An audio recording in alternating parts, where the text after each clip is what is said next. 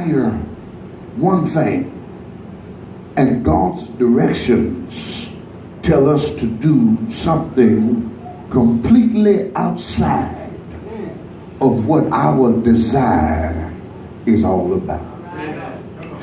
It is, Mama J, our desire to move forward. Yeah. But his directions seemingly have us traveling in reverse and sometimes stuck in park altogether. It just seems to drive the believer crazy when you start thinking about everything you want and comparing it with everything God has told you to do. All right. Because Janice, it'll mess you up because you're thinking that God said if I tell him my desires, he will give me my desires, but my desires don't look anything like his direction. I was God had some friends in this house. It is my belief that the God of this universe, y'all know him, don't you? Yes, sir. It's my belief that the Lord of Lords, y'all know him, don't you? Yes, sir. It's my belief that the King of Kings and the Savior and conquering King is a God of order. Tell yourself he's a God of order. He is a God of order. And I don't want you to get it twisted. I need to stand on that real firm and tell you he is a God of order. Shout, he is. He is. Now, I want you to get this in your spirit. Even if God were to ever get out of order, how would we know? Okay, you can't ride with that. That's all right. Even if God were to do something outside of who God is, how would we know? The fact of the matter is, he is God. And I'm going to say to you in here tonight, he is a God of order. But there are times, however, when his handling of my situation, I don't know about anybody else, but how he handles my situation seems completely out of order. Oh boy, y'all done got real quiet in here. It seems completely out of order. It makes you want to pull your hair out. It makes you want to just throw in the towel. It makes you want to just walk away and say, I give up, because what I'm dealing with and what I desire has no connection to what God has told me to do. I don't know about nobody else, but I feel like shouting. I really do. I feel like shouting in Spears when I get to verse number 11. But my problem is there's some things going on that start up in verse 4. Boy. And those things, Sis Willis, in verses 4 through 10, don't make me feel like shouting. And the problem with a great part of the believers in the Bible packing community is we shouting around verse 11, but we running around verses 4 through 10. Everybody want to shout, but don't nobody want to be sure. Everybody want to praise, but nobody want to go through the process. Everybody want to jump, but don't nobody want to deal with no junk. Am I preaching to anybody up in here? I want to shout when I get to verse 11, Fred, but I got a hard time shouting when I'm passing through verses 4, 5, 6, 7, 8, 9, and 10. Here is the issue. Everybody loves to hear about the promises God has made, but can you be honest and say the process makes you shake your head? Oh boy, I got a little help right over in here. Everybody else done got quiet. I'm gonna bypass it one more time. Everybody wants to shout. Everybody shouts about the promises he's made, but you shake your head behind the process. I need to go on and walk your wings right now, Fred, and tell you that there is no promise unless you deal with the process. Ain't nobody talking back to me up in here. Even the amen corner done got quiet. Everybody wants the promises, but nobody wants the process. Let me talk to your neighbor. Say, neighbor, you got to go through the process. You got to go through the process. We are comforted by the promises, but we get challenged through the process. We are comforted by the promises, but we are challenged by the process. You got to admit, and this is for 200 of y'all in here, we got to admit that getting to it feels better than going through it. Oh boy, that was a good spot to say amen right there. One more time. Getting to it feels better than going through it. Oh boy, everybody in here shouts about making the arrival, but nobody want to shout about the trip. Oh boy, everybody want to shout about the destination, but nobody want to shout about having to make a detour. Everybody want to shout about finally getting out the car after the ride is over, but nobody can tell you what happened on the ride because you slept the whole way. And there's a whole bunch of saints in the household of faith who've been asleep along the way. They done missed the process, but they got the nerve to want to jump and run when they get to the place where the promise has been fulfilled. But I'm going to tell you this right here. If you sleep through the process, you can't rejoice in the promise. Ain't nobody talking back to me up in here. I want to shout when I get to verse 11. But in verses 4 through 10, I just want to shake my head. And there are times I want to look at God, Mama J, and I want to say to God, like the young folks say to us, really? Are you for real right now? And I'm talking to a bunch of y'all in here who are in that, are you for real right now season? You're looking at some stuff God is doing, and you saying, are you for real right now? You're looking at stuff and hearing the stuff God is saying, and you saying, but are you for real right now? God says, if you gonna jump about the promise, you gotta learn to trust the process.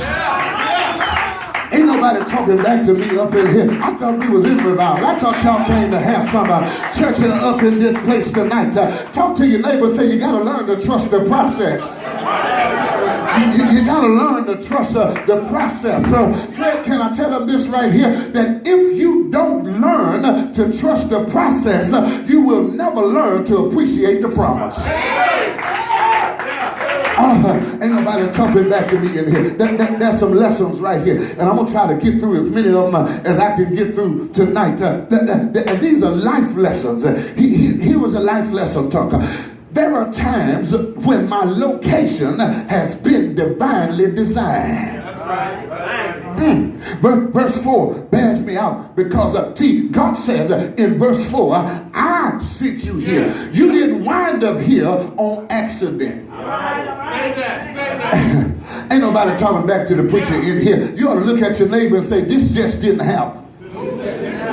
Oh, y'all ain't talking to the right neighbor. You just look at him and get some attitude and say, this just didn't happen. God calls this. The text says, and listen here, and I ain't here to argue with these fly-by-night little petty-minded theologians who said God don't send you into no trouble. I'm reading the Bible for what the Bible says. God says, I sent you into exile. I did this myself. And boy, when I've discovered that a lot of what I've been dealing with wasn't my own fault, wasn't my own choosing, it was God opening doors and giving direction, I like to lost my mind because I said, God, really? You would do this? And God said, if I can put you through it, I can keep you in it. Ain't nobody feeling me up in here. God says, I have sent you into exile. Now, what you really need to do, instead of complaining about where you are, is give God glory for being where you are, because God designed you for it, and then he designed it just for you. Amen. Yes, sir. Touch yourself and say, I was made for this. Now remind yourself, and this was made for me. Can I show you some stuff? Come on, Fred. Let's walk the text together, Fred. He says this right here. I've sent you into exile. Now, since I sent you into exile, there are two things I need to tell you. And if you don't get this right here, I'm through with you the rest of the night. Watch this right here. God sent you into exile. I got good news, Brent. Here's the first good news. Your destination will not be your demise. Oh, preacher, what? You mean where I'm at ain't gonna kill me? No. You know, ain't nobody in here from Louisiana but me. And we used to say, I'm talking about real Louisiana. I ain't talking about New Orleans. I'm talking about real Louisiana. Watch this right here. Watch this right. Big Mama used to say, what don't kill you or make you stronger. Yeah, I'm throwing the lick out. They're going to get me later on, but that's all right. What don't kill you or sure make you stronger. And I'm looking at some folk in here who done got stronger over some stuff that should have killed them. Y'all good out there laughing and playing with the preacher. Watch this right here. Tell your neighbor, it made you stronger. You ever been in some situations where you just thought that while you was there, it was never going to end?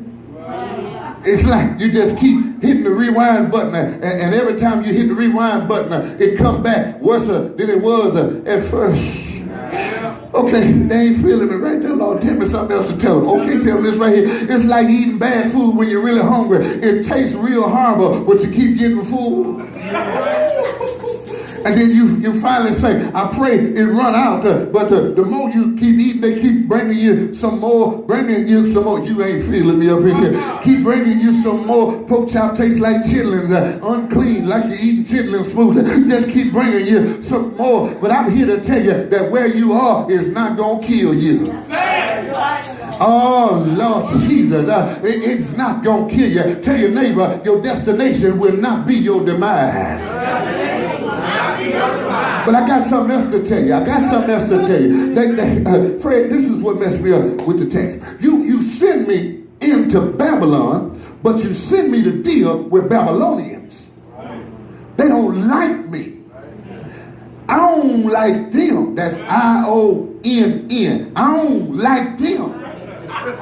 And they don't like me. We doesn't like one another. Oh, yeah. I mean, that's like West Jeff and Jeff. They don't like one another. Okay, y'all ain't feeling it up in here. That's like anybody who plays basketball against St. Aug. They don't like one another. They don't like one another. That's a problem. That's an issue. When St. Aug would come to town, we got there. We don't like it. They don't talk like us. I said they don't talk like y'all. They don't talk like us. They taller than us. They is our enemy. But watch this right here. Since I've sent you into exile, your destination won't be your demise, and your haters will not bring you any harm.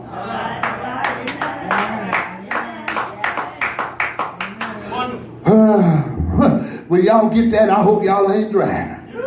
Well, you discovered, first of all, that you got homeless haters. When you discover that you got some folks who just mean mugging you, but they can't do nothing to you. Oh boy, somebody gonna feel me after a while. God, he will send you into the enemy's camp so that you can discover how God can turn haters into elevators. I wish somebody would feel me up in here. Everybody running around there talking about the Bible said, be still while I make your enemy become your footstool. I need to tell you this right here. Before you can have footstools, you first of all got to have enemies.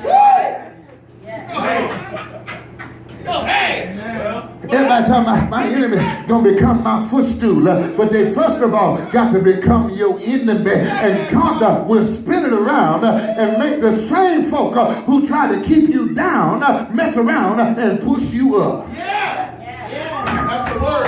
Am I preaching to anybody in here?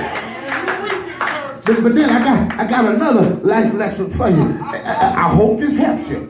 Watch this here. Your development, this gonna tear your mouth out. Your development outweighs your deliverance. Everybody talking about they won't be delivered. But nobody want to talk about, I want to be developed. Okay. Twin, everybody talking about, get me out, Jesus. Get me out, Jesus. Get me out, Jesus. Nobody ever asked Jesus to get in with them.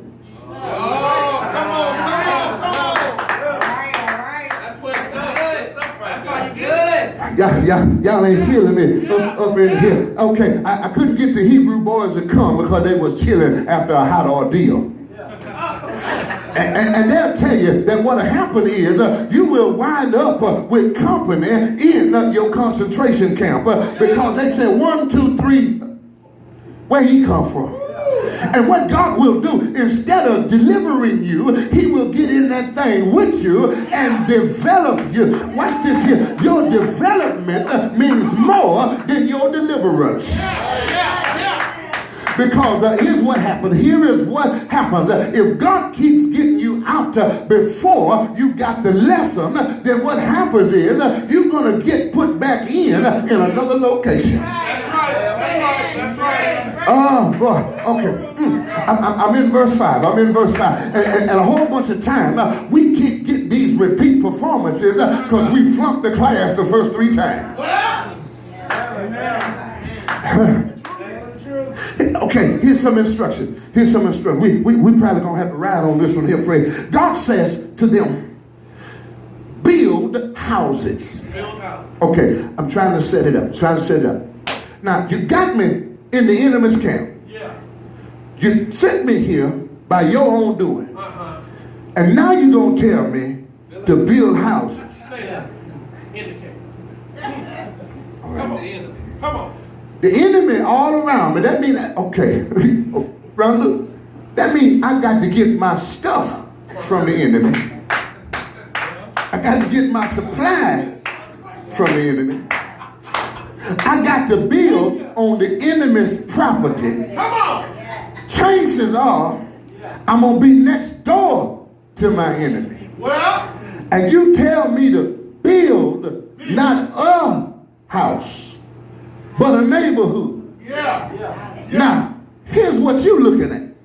You're looking at the fact that you got to build in front of your enemy. What you ought to be shouting about is the fact God lets you build. God lets you build. That's where you ought to shout. Instead of you saying, I got to build in front of my enemy, I ought to shout about the fact that God is letting me build in front of my enemy. Am I doing all right, Fred? I'm struggling. That God is letting me build in front of my enemy. Why is that a good spot to shout? Because the same folk who held me captive, now they got to watch me while I'm driving a nail in a board, and God is going to hold them off to keep them from stopping me from building. Hey, God Almighty. Here's what God is doing. God has let you be captive in order to elevate you in the presence of your enemy. I'm preaching better than y'all saying amen. I need to tag something on there. Somebody say tag it, preacher. Prosperity. I'm about to pass out. God ain't got to move you to prosper you. God can prosper you before he move you. All right. God ain't got to, you finna fall out. God ain't got to switch location to do renovation. Y'all ain't feeling me in here. God ain't got to change your address to change your dwelling place. God can bless you right where you are. And what you ought to do is scream, Lord, bless me right where I am. Wait a minute, friend. I'm starting to feel COGIC, boy. I'm starting to feel like granddaddy. He said, build houses. But James, with no S, he said, not only do I want you to build houses, but I want you to move in them. Yeah. All right. He said, I need you to dwell in the house. Why is that significant? Because that speaks of peace. You're not going to hang around where you ain't got no peace. Me and Fred ain't going where we tolerate it. We going where we celebrate it. And God said, once you build it, he said, move in it. Okay, all right. Okay, God is so good. Here's a good shout spot right here. God will build you up and move in you. Oh, you don't believe that? The Bible says, that's that COGIC thing right now. I got to watch that. The Bible says God inhabits the praises of his people. Y'all ain't got it yet. God will build you up and then move in you. I bet you won't tell him, move in me, Lord. Move in me. Move. Y'all ain't talking about move in me, Lord. Okay, y'all ain't got it yet. Move into me, Lord. Tell the Lord, take up residence in me.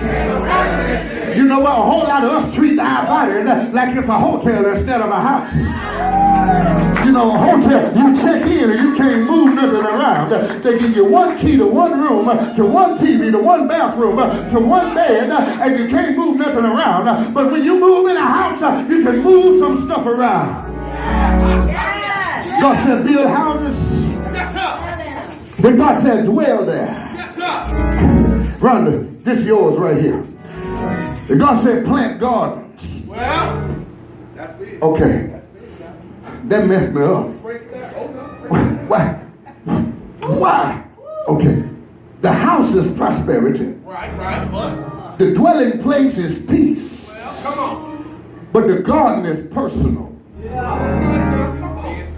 Twin, he didn't say build fields.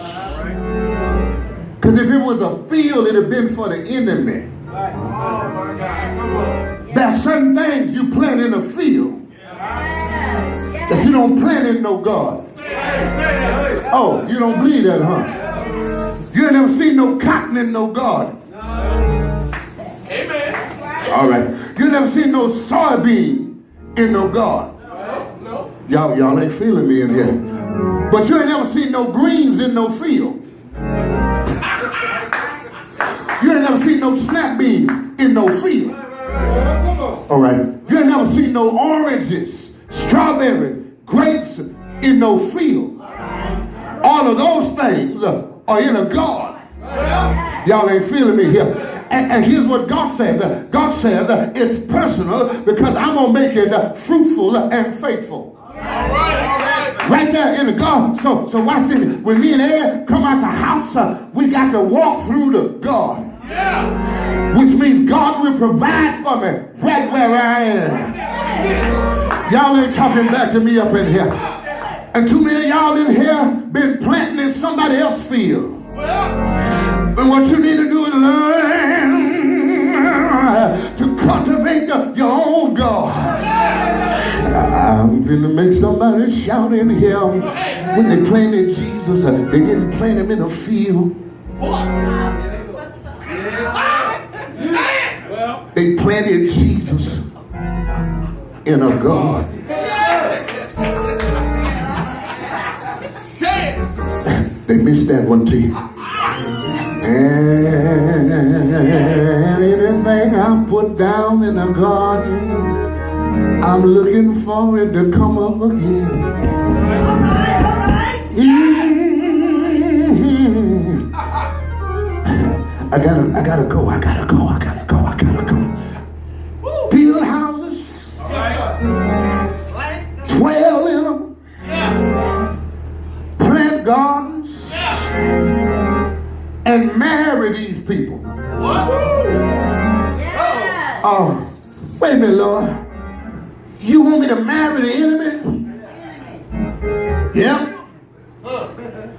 Why you want me to marry the enemy? Because what was once the enemy gonna become your emissary.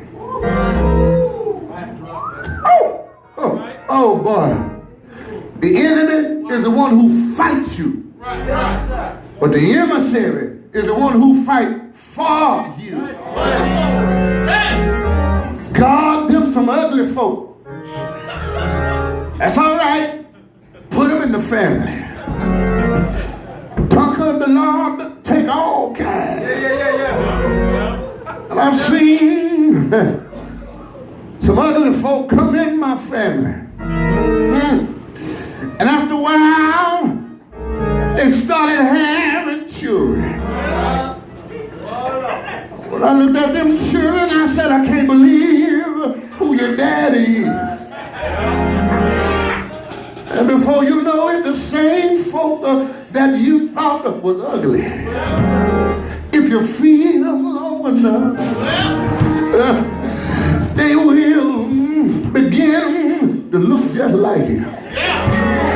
Do I have a witness here? Why you want me to marry these folk? He said, multiply through marriage. Now I'm finna take you old school when I tell you, we don't die. We multiply. Come on, point at the neighbor, say, we don't die. Come on, talk back to me. I'm trying to close tonight. We don't die. We multiply. And nephew, let me tell you, multiplication is different from addition. You don't hear me in here. In addition, 3 and 3 is 6. But in multiplication, 3 and 3 is 9. Y'all don't hear me. In addition, 4 and 4 is 8, but 4 and 4 is 16.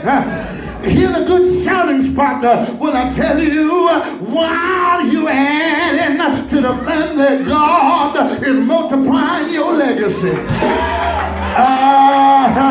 I ain't got no help up in here. I'm leaving. That's right, Fred. Make no mistake about it. I'll catch y'all tomorrow night. Make no mistake about it. You discover deliverance through your development. Would I discover deliverance in my development? Because in my development I become brand new. I wish I had somebody to pray with me a little while longer. God knows how to bring new things out of an old thing. I was messing with Stefan the other day on Facebook. He had a bunch of crazy hashtags. And so I slipped in and I said, nephew, them hashtags though. And he replied, Uncle, please be patient with me. God still got me on the wheel. And everybody in here tonight ought to be able to testify that the Lord got you on the wheel. And while you are on the wheel, God keeps on spinning you around. And while he's spinning you around, he still got his hands on you.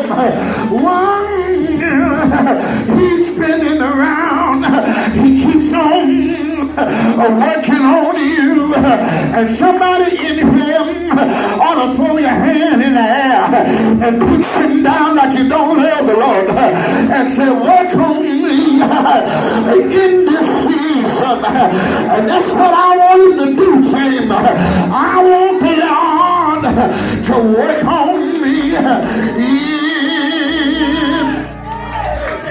Say, anybody here want him to work on you?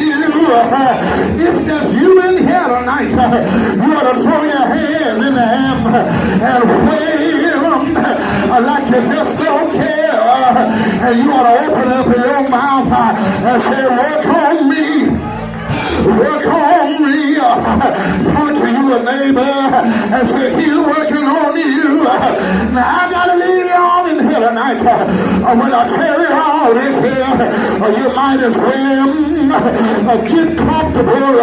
Because where you are, you gotta be here a little while. But what God is gonna do is, God is gonna shift your situation and make it brand new. You tell yourself, I'm with the old and in with the nothing new. I ain't got no help in here. Somebody in here, and hey, I better bury my seed in here. Been testifying that he changed me without changing my location. He changed me without changing my destination. He changed me without changing my situation. And I gotta leave y'all here tonight. When I ask y'all this question, ain't God all right? I ain't got no help here. Ain't God all right? Is he all right over here? Is he all right over here? How about over here? If you know he's all right, let me hear you holler, all right. All right.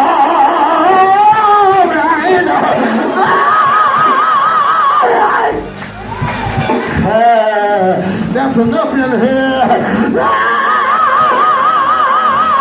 All right.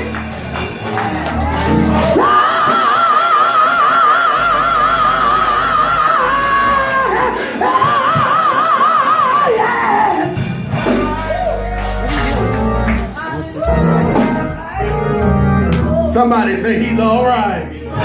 He's all right.